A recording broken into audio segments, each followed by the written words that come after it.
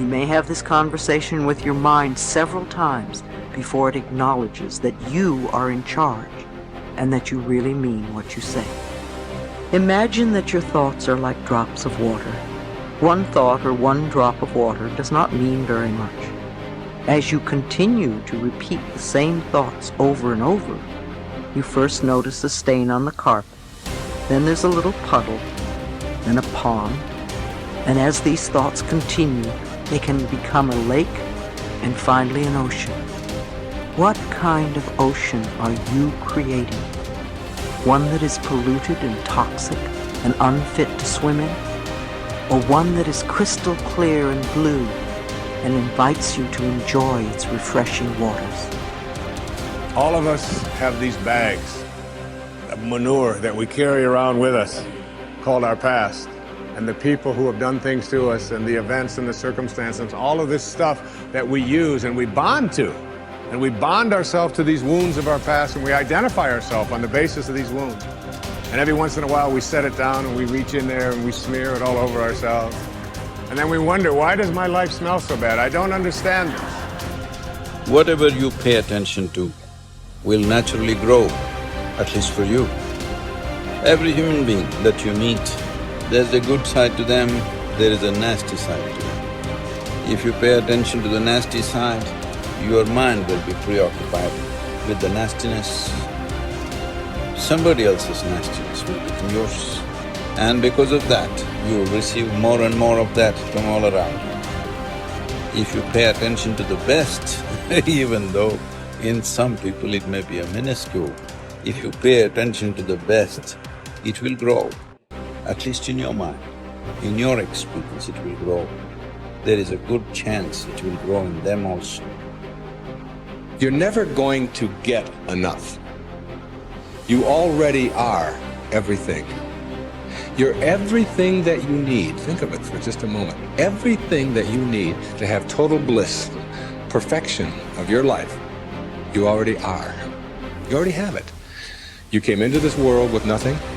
That's how you're going out. And the time that you have here, what you have is your uniqueness, your specialness, and you don't need anything else. Now think on this. If you don't know how to appreciate what you have and where you are in your life, you don't need anything else. Because if you do get something else, you won't know how to appreciate that either. You'll just want more. Or you'll want it to be different. Or you'll want it to be the way it used to be. Or you'll want someone else to be the way you think they should be.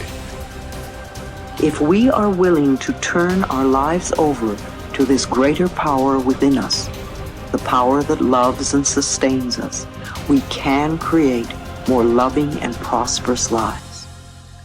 I believe that our minds are always connected to the one infinite mind, and therefore all knowledge and wisdom is available to us at any time.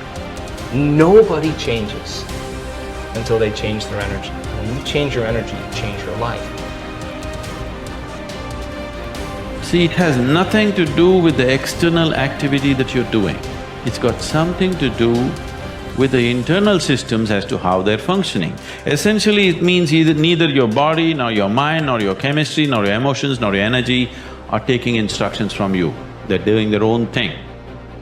Once your machine is not in your control, being peaceful is impossible. I'll tell you, you get into your car and now you go there and you want to turn this way. You do this to the steering, it goes this way. Can you peacefully drive this car? Can you? No. Anxiety is natural, isn't it? This is what has happened to your vehicle. It's out of control. You've never done anything to find out where the steering wheel is, first of all. This is not that simple as a car, this is a super computer. Now the problem is most people have not even bothered to find the keyboard. They think if they do this, somehow it'll work. When you're given such a highly sophisticated machine, if you do not conduct it properly, it will cause many problems to you. By accident it's working. I want you to know this is made this way. If you hold your hands like this, it'll breathe one way. If you just turn it around, the very way you breathe, the breathing pattern itself changes in your lungs. You can try it if you want when you have the time. This way, this way. I'm saying everything that you do, fundamental changes are happening in this machine because it's such a sophisticated machine. It's more than a touch screen. If you just wish it, it will happen. When you have such a sensitive and sophisticated machine and you are operating like a blacksmith, then being peaceful seems to be difficult. Peace is not the highest goal in your life, it is the most fundamental requirement. Don't ever set peace as the highest goal. If you do that, you'll only rest in peace. You must see, to be peaceful is the first thing in your life, isn't it? If you want to do anything sensibly in your life, if you want to conduct any situation in your life sensibly, to be peaceful and happy is fundamental. All improvement in your life begins with an improvement in your mental pictures. We know that because of the law of correspondence, that your outer world tends to be a mirror of your inner world. This means that what you see on your outside, what you see in your relationships, your health, your work, your customers, and so on, tends to be a result of the pictures you have inside. We also know that your self-image controls your performance, because the way you see yourself and think about yourself inside determines how you act on a day-to-day basis.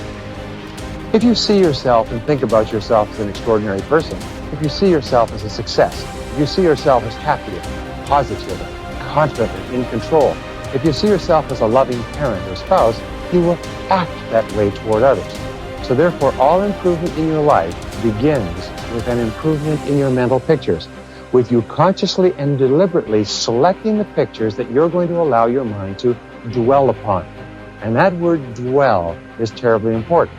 When you dwell upon a picture, your subconscious mind, just as with affirmations, accepts the picture as a command and goes to work to bring that picture into your reality. It's the most phenomenal thing. Your subconscious mind controls your reticular activating system, or your reticular cortex as well. The reticular activating system is very interesting. It's a small part of your brain. It's like a switchboard in your brain that controls all incoming impulses.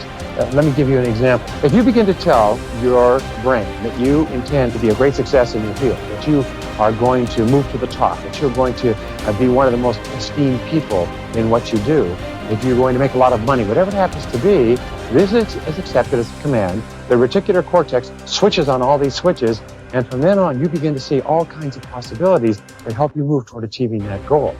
Why is it that successful people move so rapidly toward achieving their goals? It's very simple. It's because they're thinking all the time, and as a result of thinking about what they want, they see all kinds of opportunities around them to achieve them. The average person doesn't even see, because the average person is so worried about how little money they have and how much their bills are, all the problems are, and the more they think about those things, the more they get them. Men and women with clear values, who are living their lives consistent with their highest aspirations, are those who have a deep sense of self-confidence and well-being.